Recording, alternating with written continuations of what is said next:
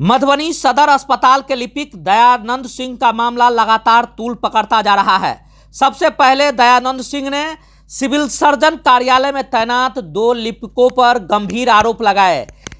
एक लिपिक को तो उन्होंने नौकरी ही फर्जी करार दे दिया, उसके कई सबूत भी लोगों के सामने पेश किए।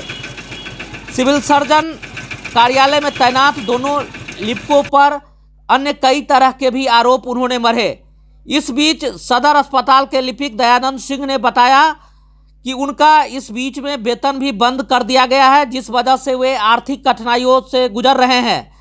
वेतन नहीं मिलने की वजह से उनकी बीपी एवं शुगर की दवाई बंद है, किसी भी समय अनहोनी हो सकती है। उन्होंने कहा कि उनका स्थानांतरण नियमावली के विपरीत बैकडेटिंग कर दिया गया। बाद में उनका स्थानांतरण भी रद्द कर दिया गया। उन्होंने आरोप लगाया कि उन्हें एक गिरोह बनाकर तंग व तबाह किया जा रहा है।